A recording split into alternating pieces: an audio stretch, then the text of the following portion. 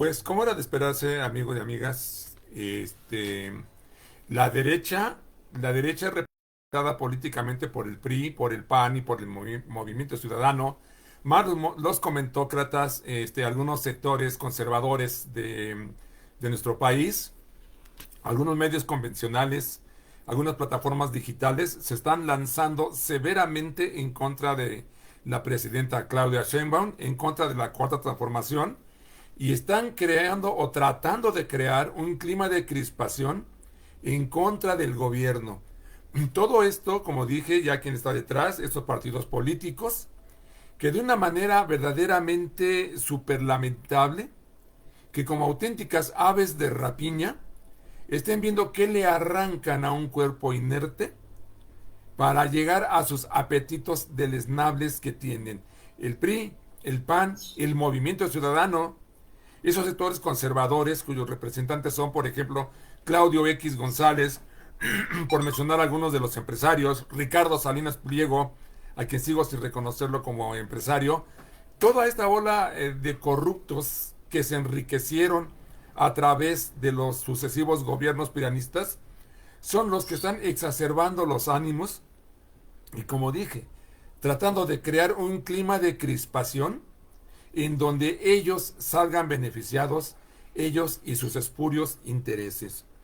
Realmente es increíble que quieran hacer creer que en el país se está viviendo un clima de ingobernabilidad cuando no hay tal. El día de ayer vi en una publicación de las plataformas digitales donde decían que se había hecho una marcha en contra de la presidenta Claudia Sheinbaum. Sacaban una lona gigantesca que decía fuera Claudia y decían que habían marchado 40,000.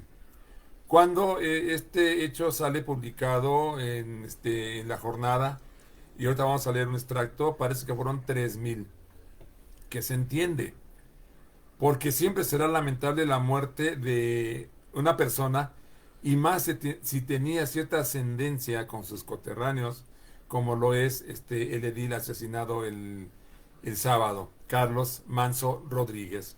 Pero bueno, aquí también cabe mencionar que en esta especie de río revuelto, donde los corruptos de siempre, los saqueadores de siempre, que han perdido sus privilegios, quieren recuperarlo a toda costa, y cuando ven un evento como este, que es lamentable, como ya dije, como auténticos buitres, se lanzan sin importarles el dolor, en este caso de los familiares del edil, de sus amigos del pueblo uruapense, si se me permite el término, que están pasando en este momento. Y como vamos a ver en cuando se estuvo velando al edil, pues se creó verdaderamente un clima de crispación, de enojos, de reclamos, que se puede entender, incluso se puede coincidir con esos reclamos, dado el momento que se está atravesando. Pero miren, aún así, no hay que dejarse llevar por las emociones. Ya se ha visto muchos casos de cómo estos momentos de crispación suelen no terminar bien. Pero miren ustedes, aquí yo estaba viendo algo muy, muy, muy importante, que pues se han hecho análisis, comentarios, aparte de las notas informativas. Está el editorial de la jornada, muy, muy importante. Pero debemos entender que efectivamente en la población ya hay un hartazgo de que no se pueda combatir a estos grupos delictivos, que los seguiré diciendo cuantas veces sea necesario, porque es una realidad, que es una herencia macabra que dejó el PRI y el PAN. Esta herencia macabra, esta herencia maldita del PRI y el PAN, que se estuvo gestando durante décadas, esto no tiene unos cuantos años, durante décadas, está haciendo ahorita, ¿cómo se le dice? Está haciendo eclosión. Décadas de estar en la población en diferentes regiones de nuestro país bajo el miedo de estos grupos criminales que se matan entre sí, se han adueñado de las calles, se han adueñado de las plazas, y ha causado miedo a la población. Pero atención, porque yo creo que en estos climas de crispación se tiene que analizar todos los puntos.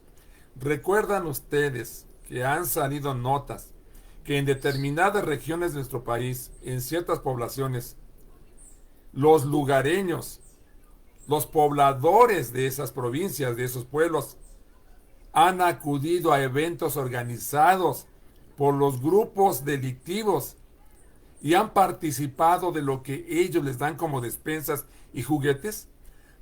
O sea, yo creo que es pertinente señalar esto.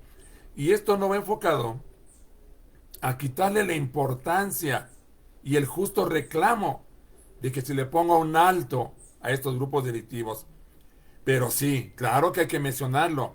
La población, yo no quiero decir que ha sido cómplice, pero la población ha sido partícipe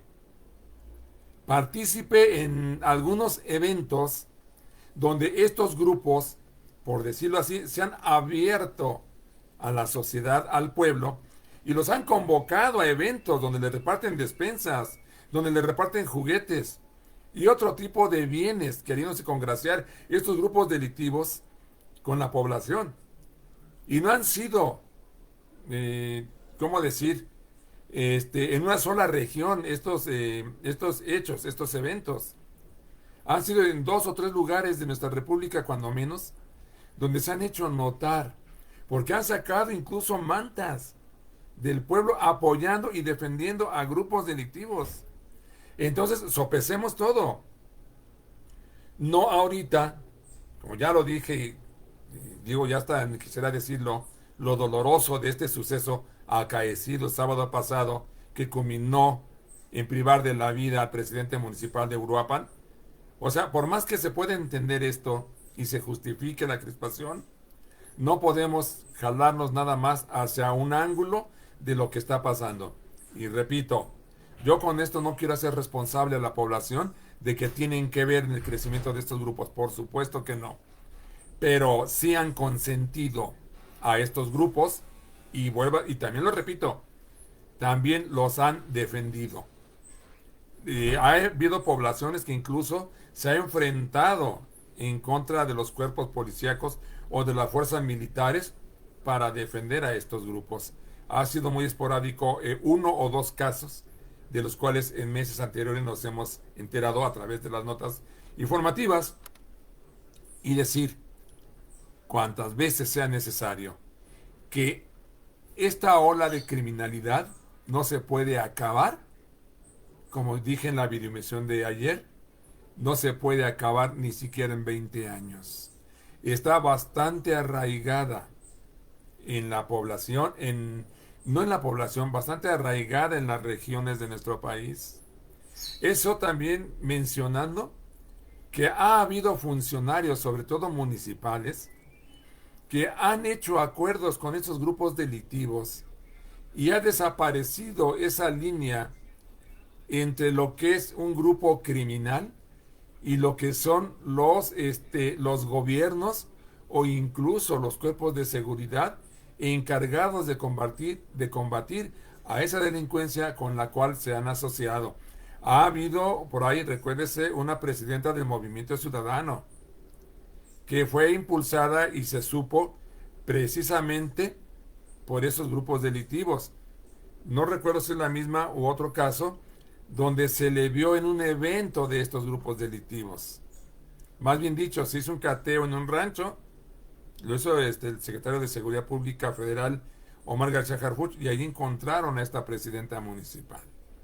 O sea, estas cosas, este tipo de sucesos tienen muchos ángulos, muchas aristas.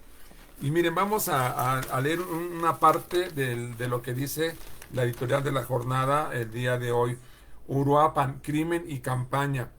El asesinato de Carlos Manso Rodríguez, presidente municipal de Uruapan, Michoacán, perpetrado la noche del 1 de noviembre en plena celebración del Día de Muertos, el Festival de Velas, es una lamentable muestra de la persistente descomposición que padece Michoacán. Y efectivamente, creo que Michoacán es uno de los estados donde más se ha arraigado los grupos delictivos, porque hay no menos de 4 o 5 grupos criminales. El homicidio del empleado público en el que además resultó herido un funcionario local y en el que fue abatido uno de los agresores es de suyo condenable como lo es todo asesinato, y a esa condena deben sumarse los deplorables efectos políticos del crimen. Los efectos políticos del crimen, lo que está haciendo la derecha sucia del MacPrián. No puede pasarse por alto que la víctima era un opositor a la estrategia de construcción de la paz aplicada por el gobierno de la presidenta Claudia Sheinbaum y que llevó tal oposición hasta el punto de que se manifestó a favor de la ejecución extrajudicial de presuntos delincuentes. O sea, aquí está mencionado también con claridad que el edil se había opuesto al sistema de seguridad de la presidenta. Y ahorita a ver si podemos comentar un poquito más fuera de estas líneas este tipo de cosas. Y dice, debe recordarse asimismo que el alcalde ultimado exigió en diversas ocasiones la intervención en su municipio del gobierno federal, exigencia que fue satisfecha desde diciembre de 2024 con el envío de efectivos de la Guardia Nacional, 14 de los cuales fueron asignados a la seguridad periférica del funcionario, acatando así su deseo de que el primer círculo de protección quedara a cargo de policías municipales de su confianza. A ver, desde diciembre pasado se reforzó, se hizo caso del pedimento de Carlos Manzo. O sea, se le hizo caso y se le designaron 200, bueno, eso fue últimamente. Hablando de lo que cita la editorial de La Jornada, que desde diciembre pasado se le asignaron elementos de la Guardia Nacional, 14 le fueron asignados a su guardia personal, pero él prefirió, porque fue decisión de ella, aquí lo está diciendo, mandarlos a la periferia, a estos 14 integrantes de la Guardia Nacional, y algo que se entiende, y que quizás hasta uno lo haría. Y él prefirió que su seguridad personal cercana la cubrieran los presidentes municipales a quien él les tenía confianza. Es decir, es un hecho que es entendible y quizá cualquiera lo haría, de decir, yo quiero que mi guardia personal y cercana sean aquellos que yo conozco, que les tengo confianza, y las ayudas que me están mandando de fuera, que se vayan un poco a la periferia. Esta fue una decisión del edil, porque ahora están reclamándole, mintiendo incluso que el gobierno federal no lo apoyó, cuando verdaderamente lo apoyó. Y vamos a continuar porque también encontramos algunas notas en contrario. Dice entonces, déjame repetir todo el extracto porque me parece interesante.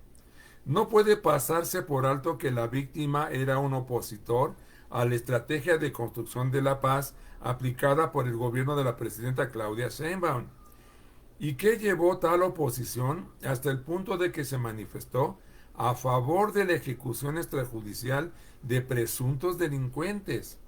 Debe recordarse asimismo que el alcalde ultimado exigió en diversas ocasiones la intervención en su municipio del gobierno federal, exigencia que fue satisfecha desde diciembre de 2024 con el envío de efectivos de la Guardia Nacional, 14 de los cuales fueron asignados a la seguridad periférica del funcionario, acatando así su deseo, o sea, su deseo de él, de que el primer círculo de protección quedara a cargo de policías municipales de su confianza. Con estos antecedentes, el homicidio detonó de inmediato una campaña de virulencia sin precedente, tanto en medios como en redes sociales, en contra del gobierno federal y del estatal, montada en buena medida en la legítima exasperación de la sociedad michoacana ante la violencia delictiva persistente en la entidad. En Uruapan, el cortejo fúnebre de Manzo devino manifestación opositora, y en Morelia el Palacio de Gobierno fue asaltado y vandalizado. Esta y cualquier otra acción de la delincuencia homicida resulta inaceptable, irrepudiable, y no puede menospreciarse la exigencia ciudadana de ponerle fin, pero no debe observarse, pero no debe obviarse, perdón, pero no debe obviarse que la descomposición de la seguridad pública y del Estado de Derecho detonó desde hace 2 décadas un proceso que se disparó a raíz de la declaración de guerra emitida en esa entidad por Felipe Calderón a fines de 2006 y que se multiplicó con los manejos del fenómeno de las autodefensas en el gobierno de Enrique Peña Nieto. El primero de esos momentos fue claramente señalado por el propio Manso, quien se refirió así a la génesis de la violencia que afectaba a su estado cuando fue diputado federal por Morena, antes de postularse en calidad independiente por la presidencia municipal de Uruapan. Por ello, el inocultable afán de la oposición política por sacar provecho político del asesinato del edil es de una deplorable inmoralidad. Miren, vamos a comentar para no alargarnos, porque las notas son extensas, pero aquí la editorial ya nos dio materia y ahorita leeremos un extracto también de la columna del siempre puntilloso astillero Julio Hernández López, donde también hace algunas aseveraciones, pues no por ser tan puntillosas dejan de tener cierto peso. Pero aquí lo que cabe ver es que no solo se está sobredimensionando la cuestión de la seguridad del presidente municipal, donde también hay una yo lo veo, eso no lo he leído hasta ahorita, no lo he visto, esa va a ser una especie de observación crítica, no una crítica, una observación crítica sobre lo que un pronunciamiento que hizo la viuda, la señora Grecia Quirós, quien ha hecho una afirmación que también me parece sobredimensionada. Tiene su derecho, porque es su esposo al que le fue arrebatada la vida, y hay libertad de expresión, pero no por ello se puede coincidir en una exageración que también se puede entender y se le puede disculpar por el dolor que la agobia. Pero pareciera que ya la señora trae una idea política por la afirmación que hizo, y que se las voy a leer el pequeño extracto de la señora. Y no ha hecho ninguna diferenciación o decir esto no es político, no lo ha mencionado para nada, que se supone que se entendería que así tendría que ser, y de decir esto es una cuestión que se tiene que reclamar de manera institucional sin darle cabida a los partidos. Pero incluso yo estoy cierto, por ejemplo, que la vandalización que se hizo del Palacio Municipal, del Palacio de Morelia, Palacio de Gobierno, donde se vandalizaron, hubo actos vandálicos, más bien dicho, fueron de unos cuantos, donde incluso lo refieren las notas. La gente cuando vio esto empezó a separarse, a retirarse, más bien dicho, porque era una marcha de protesta, de reclamo, de exigencia de justicia que se hizo en Morelia. Y cuando algún grupo en concreto se lanzó a romper cristales, de romper ventanas, la gente se empezó a retirar. Entonces, esto, por ejemplo, regresando al tema de la señora Grecia Quirós, pues pareciera que ya hay por ahí un interés. De hecho, yo he visto unas redes, he visto algunas plataformas digitales, youtubers concretamente, donde ya, aunque no he visto el desarrollo completo, en sus primeras palabras, empiezan a hablar de que todo esto fue fraguado por el PRIAN. Y valdría la pena también dedicar un poquito a esto. Pero déjeme hacer énfasis en lo siguiente, en lo que acabamos de leer.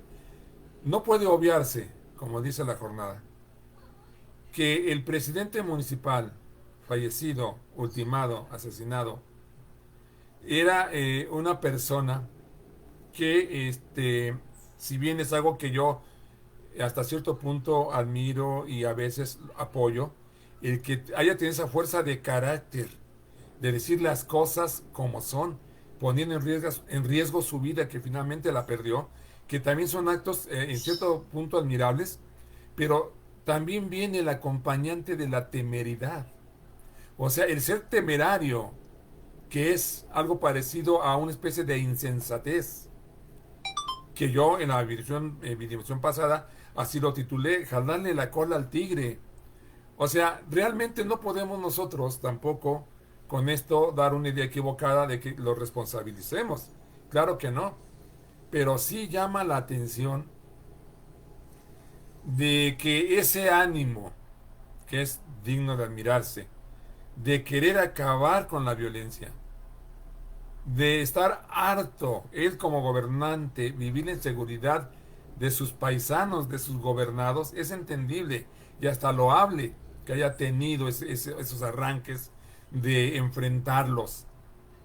Pero realmente lo que también es el otro componente que les acabo de decir, es el hecho de que creo yo que no siguió ninguna estrategia, sino que lo refieren otras notas, tenía el carácter arrebatado. Y no estoy calificando de bueno o malo, solo digo que era el carácter arrebatado que así le están diciendo, que demuestra una ausencia de estrategia, en donde la ayuda que pidió se le otorgó. Y lo que dije hace un momento lo voy a platicar ahorita, porque también se leyó. Sí, sacó el señor, creo que el 8 de octubre, una petición al gobierno federal, petición reclamo respetuoso que hizo, de que no se llevaran a la Guardia Nacional de Uruapan. Eso hizo el reclamo él, dijo no se lleven a la Guardia Nacional. No se logra concretizar si sí se la llevaron, o sea, si el gobierno federal sí retiró la Guardia Nacional o no la retiró. Lo que es real que existe esa petición del fallecido edil, de que el 8 de octubre dijo, por favor no se lleven a la Guardia Nacional porque nos van a dejar vulnerables, algo así dijo. Y no quiero leerles la nota porque les digo, son bastante extensas. Entonces, el apoyo estuvo. Como se dice, el 26 de septiembre fueron enviados 200 integrantes, 200 elementos de la Guardia Nacional.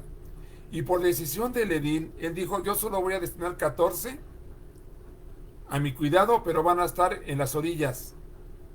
Y quien quiera que me cuide serán aquellos a quien yo les tengo confianza, que es mi policía municipal. Podría decirse que esa estrategia pues no fue suficiente. Entonces no me parece justo que se responsabilice a la Guardia Nacional, o dicho de otra manera, que se responsabilice al gobierno federal por lo acaecido, cuando realmente sí se brindó y fue decisión del edil. Una decisión que finalmente, como dije, no funcionó, pero el apoyo estuvo ahí.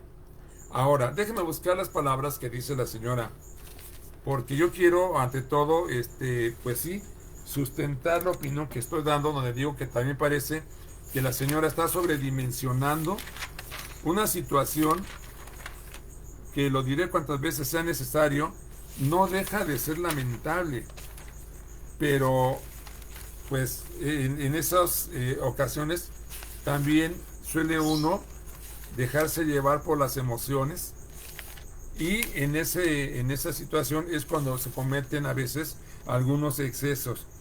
Dice, viuda llama a defender la patria con uñas y dientes. Grecia Quirós, viuda de Carlos Manso, llamó a los mexicanos a defender a la patria con uñas y dientes, al tiempo de demandar a los padres de familia corregir el camino de sus hijos para evitar que se sumen a las filas del crimen organizado.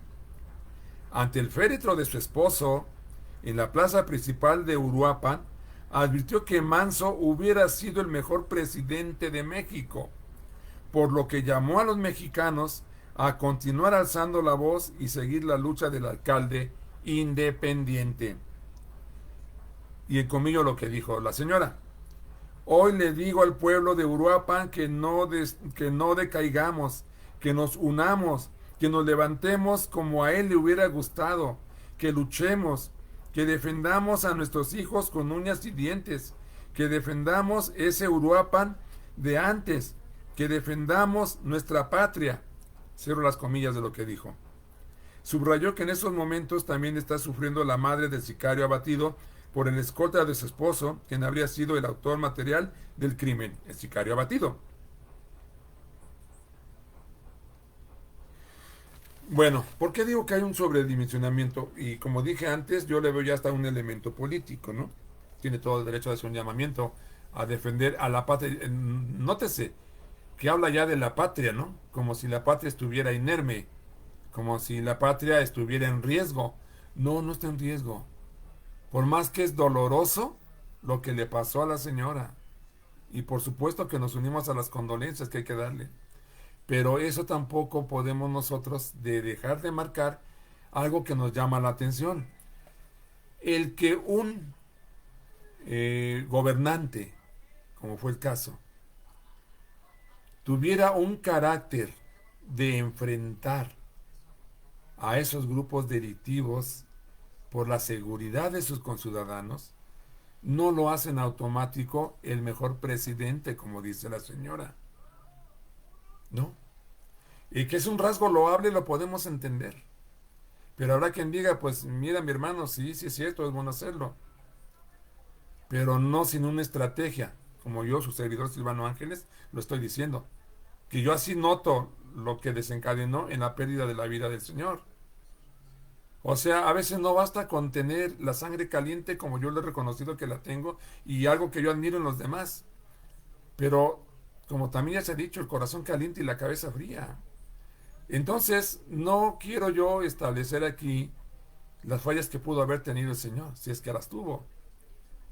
Pero insistiré en que si ibas a enfrentar, valga la redundancia, de manera frontal al crimen organizado, mínimo debió haber habido una estrategia y no depender únicamente de las fuerzas federales. Pero el elemento político, regresando de la señora que dice que defender a la patria con uñas y dientes y mi esposo hubiera sido el mejor presidente de México, no, con respeto la contradigo, no, no basta ser enjundioso, porque lamentablemente eso conduce a lo que acabamos de ver, casi, o más dicho, la mayoría de las veces puede conducir a un destino como este. No estrategia, un buen presidente tiene que medir sus pasos, tiene que ver, como dicen, no dar pasos sin guarache. Y permítaseme este paréntesis, porque cuando iniciaba el sexenio del presidente Andrés Manuel López Obrador, yo era uno de los desesperados de que no actuara en contra de los corruptos, de los ladrones, de los saqueadores, de los asesinos, de los desaparecedores de estudiantes, de los que quemaron a 49 niños en un estado norteño de nuestro país, de que no actuara en contra de los que asesinaron a los campesinos de Acteal, a los de Aguas Blancas, los desaparecidos de Ayotzinapa, como ya dije. Yo dije, bueno, ¿qué espera? ¿Por qué no hace una ley que acabe con estos abusos de las televisoras? Hasta que entendí. Y eso es lo que hace a un gobernante ser el mejor presidente. No solo una cara de confrontación, que no la siguió el presidente. Yo creo que yo tardé como unos 6 meses en entender al presidente y hasta lo llegué a decir en una de mis juntas, no uso sombrero, pero aunque no lo use, me quito el sombrero ante lo que está haciendo el presidente. Él lo dijo y le ejemplificó en una frase: si yo me dedico a encerrar corruptos, no van a alcanzar las cárceles para encerrarlos a todos.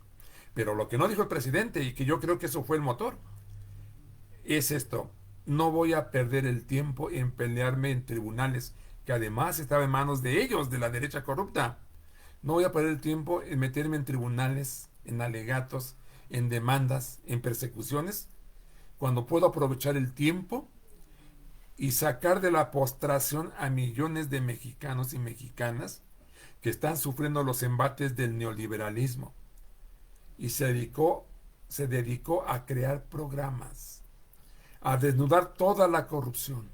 Lo que hemos visto de esta reforma judicial que ya están en sus frutos es obra del presidente Andrés Manuel López Obrador. E incluso lo que hace la presidenta Claudia Sheinbaum es obra del presidente López Obrador. Porque la presidenta, sin perder su individualidad y su sello personal, es una continuación del obradorismo, es una profundización del obradorismo. Entonces, lo digo una vez más, no basta con tener las agallas y enfrentarse a veces de manera temeraria a los poderes fácticos y delictivos para ser un buen presidente. No basta eso. Basta ser mesurado, que tomes las prioridades, que veas qué es lo prioritario, si enfrentar o encerrar, que es el riesgo que se corre, que lamentablemente sucedió el sábado.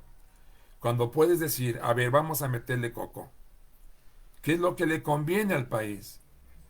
Porque si hacemos un ejercicio de imaginación, que el presidente se hubiera dedicado a combatir a los poderes fácticos, una de dos. O lo tumban de la presidencia y hasta le pudieron haber arrebatado la vida. O dos, no hubiera podido hacer nada y los mexicanos de ahorita, de hoy 2025, estaríamos igual o peor que en 2018-2017.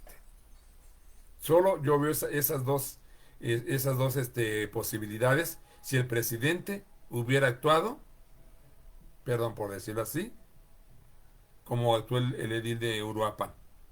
Si así hubiera actuado el presidente López Obrador, repito, o se le escabechan, o lo tumban de la presidencia, o siguen la presidencia, pero no hubiera hecho nada, absolutamente nada, que sacara de la postración a los sectores pobres de nuestro país. Pues amigos, vamos a leer como parte final lo que dijo el astillero, que a mí me parece sumamente interesante, pero hay que pensar mucho en esto. Dice, hay también un ánimo social sumamente lastimado por la continuidad del predominio de los grupos criminales, en muchas ocasiones en contubernio con poderes, sobre todo estatales y municipales, muchos de ellos llegados al poder de manera aberrante por la vía de Morena. Esto no tiene por qué ocultarse. Morena ha lanzado a muchos malos candidatos que ocupan cargos. Y no solo por Morena han llegado a través del Partido Verde, quizá por el Partido del Trabajo. Pero aquí, como dice, el ánimo social está lastimado por la persistencia de estos grupos, como lo marca Julio Hernández López. Y aquí, como dice, y en las redes sociales se magnifica todo, de tal manera que quien se quedara solo con las expresiones que se publican en esas redes sociales, por ese abanico de voces, todo habría de suponer que el país entero está al borde de la ingobernabilidad, casi en vísperas de una guerra civil o un enfrentamiento armado contra el gobierno federal. Quien se crea, como dice Julio Hernández López, lo que dicen las redes sociales, lo cual no lo dice el astillero, pero lo digo yo, está lejos de una realidad. Concluyamos. ¿En qué va a terminar esto? El PRI y el PAN, el MC, comentócratas, medios convencionales chayoteros, sobre todo Carmen Chayistegui, la vocera de la derecha, se está dando un festín, invitando a cuanto más, como dije, su programa debería llamarse Pégale a la 4T. Se están dando un festín con este suceso. Y es triste, pero se tiene que decir que quien se creía periodista de altos vuelos, con un rigor periodístico a toda prueba muy profesional, qué deplorable papel está dando Carmen Aristegui. Está invitando a puros opinantes que van en contra de la Cuarta Transformación, y no es que incomode que vayan en contra de la Cuarta Transformación, sino que no son objetivos. O sea, se apartan y ven el ángulo que pueda dañar a una de las partes, que es el gobierno. No hay aquí un equilibrio en lo que está haciendo Carmen Aristegui. Verdaderamente es algo, pues ya hasta repudiable que esté pasando esto. Pero miren, no va a funcionar. Y lamentablemente para Carmen Chayistegui y sus santos patronos PRI, PAN y MC, no les va a funcionar. Ya no nos engañan como antes. Esto es un momento de crispación que finalmente va a pasar. Lo que yo sí creo que debe de tomar cartas ya el gobierno es elaborar una estrategia bien pensada, bien ideada, bien reforzada y empezar a actuar en contra de estos grupos criminales. Yo sé que tiene que pensarse mucho, porque una respuesta de estos grupos delictivos de la alta delincuencia puede cobrar muchas víctimas civiles. Y es lo que el presidente López Obrador siempre tuvo presente. Por eso soltaron al Chapito al inicio de su sexenio, porque iba a venir una andanada de muertes ciudadanas. Y el presidente, como dije, no es un buen presidente aquel que ataca de manera temeraria, sino el que piensa, el que hace estrategia y el que cubre otros flancos, no nada más el de la seguridad. Pero bueno, amigos y amigas del informativo El Pico del Águila, estamos en el lunes iniciando la semana, lunes 3 de noviembre del año 2025. Estuvimos en una videotransmisión en vivo del informativo comunitario El Pico del Águila, periodismo militante, periodismo de reflexión. Vamos a permanecer atentos a ver cómo se desenvuelven los acontecimientos, pero repito, no creo que les funcione este, a los sectores conservadores, a la derecha sucia, esta sucia estrategia de aprovecharse del dolor ajeno y manipular a la gente. Yo sé que no les va a funcionar y más tarde que temprano esto se les va a revertir, porque el pueblo no es tonto y una vez que sea desahogada una situación, verán que las cosas van a volver a su nivel. Pues amigos, que pasen ustedes una muy buena noche y estaremos en contacto en los próximos días. Feliz descanso.